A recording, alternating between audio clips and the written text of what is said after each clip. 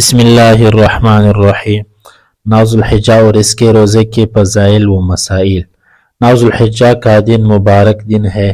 اس دن میں حج کا سب سے بڑا رکن وقوف عرفہ ادا ہوتا ہے اور اس دن بے شمار لوگوں کی بخشش اور مغفرت کی جاتی ہے، مگر اللہ تعالیٰ نے اس دن کی برکات سے غیر حجیوں کو بھی محروم نہیں فرمایا۔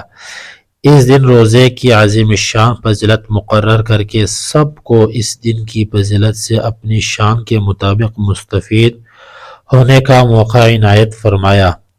اللہ رب العزت نے قرآن کریم میں مشہود کا لفظ فرما کر عرفہ کے دن کی قسم اٹھائی۔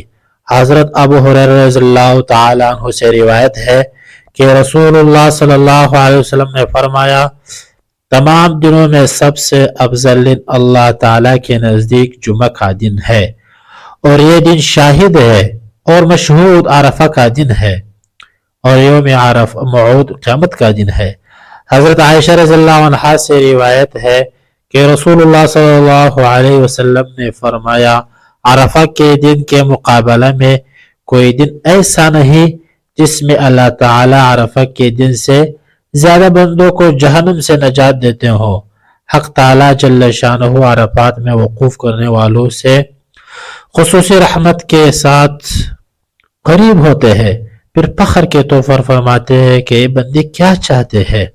حضرت مسروق رضی اللہ تعالیٰ عنہ سے روایت ہے کہ حضرت عائشہ رضی اللہ تعالیٰ عنہ نے فرمایا کہ آپ صلی اللہ علیہ وسلم نے فرمایا، سال بھر میں مجھے کوئی روزہ عرفہ کے دن سے زیادہ محبوب نہیں۔ اس حدیث میں نوز الحجہ کے دن کے روزے کی بیش بہا فضیلت بیان کی گئی ہے۔ ایک روایت میں حضرت ابو قتادہ رضی اللہ تعالی عنہ سے مروی ہے کہ رسول اللہ صلی اللہ علیہ وسلم سے عرفہ یعنی نوز الحجہ کے روزے کے بارے میں پوچھا گیا۔ رسول اللہ صلی اللہ علیہ وسلم نے فرمایا، نوز الحجہ کا روزہ رکھنا ایک سال گزشتہ اور ایک سال آئندہ کے گناہوں کا کفارہ ہے۔ نوز الحجہ کے مسائل۔ عرفہ کے دن کی فضیلت ہر شخص کو اس ملک کی تاریخ کے اعتبار سے حاصل ہوگی جس ملک میں وہ شخص موجود ہے۔ جیسے کہ عید الاضحیٰ ہر شخص اپنے ملک کی تاریخ کے اعتبار سے کرے گا، اسی طرح عرفہ بھی عید الاضحیٰ سے ایک دن پہلے شمار ہوگا۔ بعض لوگ عرفہ کے دن کسی ایک مقام پر اکٹھے اور جمع ہونے کو ثواب سمجھتے ہیں اور عرفات میں حجیوں کے اجتماع کی مشابہت کرتے ہیں۔ اس کی شریعت میں کوئی اصل نہیں بلکہ بے بنیاد اور منگڑت بات ہے، لہٰذا اس سے پرہیز کرنا چاہیے۔ عشرہ ذی الحجہ اور نوز الحجہ کے روزے کے مسائل دوسرے نفل روزوں کی طرح ہے۔ عشرہ ذی الحجہ میں بال اور ناخن کا حکم حضرت ام سلمہ رضی اللہ تعالیٰ عنہا فرماتی ہے کہ رسول اللہ صلی اللہ علیہ وسلم نے فرمایا، جب تم نوز الحجہ کا چاند دیکھ لو اور تم میں سے کسی کا قربانی کا ارادہ ہو تو وہ جسم کی کسی حصے کے بال اور ناخن نہ کاٹے۔ بال ناخن نہ کاٹنے کا حکم قربانی والوں کے لیے ہے، یہ مستحب ہے، فرض واجب نہیں ہے، لہٰذا اس کی رعایت نہ کر سکا تو بھی گناہگار نہ ہوگا۔ عورتوں کے لیے بھی یہی حکم ہے۔ اگر زیرناب بالوں اور ناخنوں کو 40 دن یا زیادہ ہو رہے ہو تو یہ حکم نہیں، صفائی ضروری ہے۔ تکبیرات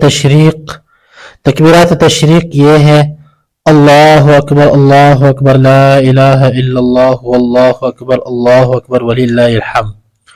نوز الحجہ کی فجر سے لے کر 13 ذی الحجہ کی عصر تک 5 دنوں میں تکبیر تشریق کی خاص تاکید اور فضیلت ہے۔ ارشاد ربانی ہے، اعوذ باللہ من الشیطان الرجیم، وَاذْكُرُوا اللَّهَ فِي أَيَّامٍ مَّعْدُودَاتٍ، اور یاد کرو اللہ تعالیٰ کو گنتی کے دنوں میں۔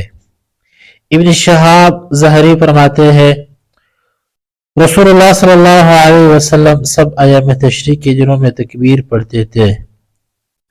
حضرت عبید بن عمر سے روایت ہے، وہ فرماتے ہیں حضرت عمر رضی اللہ تعالیٰ عنہ عرفہ نوز الحجہ کی فجر سے ایام تشریق کے آخری دن عصر کی نماز تک تکبیر تشریق پڑھتے تھے۔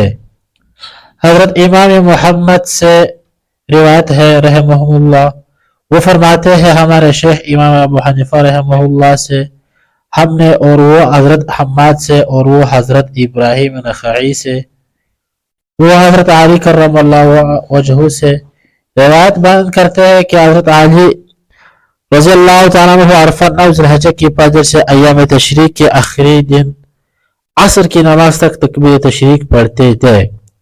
اسی وجہ سے ہمارے فقہاء کرام کے نزدیک تکبیر تشریق 9 ذی الحجہ کی فجر سے لے کر 13 ذی الحجہ کی عصر تک ہر فرض نماز کے بعد ایک مرتبہ پڑھنا واجب ہے۔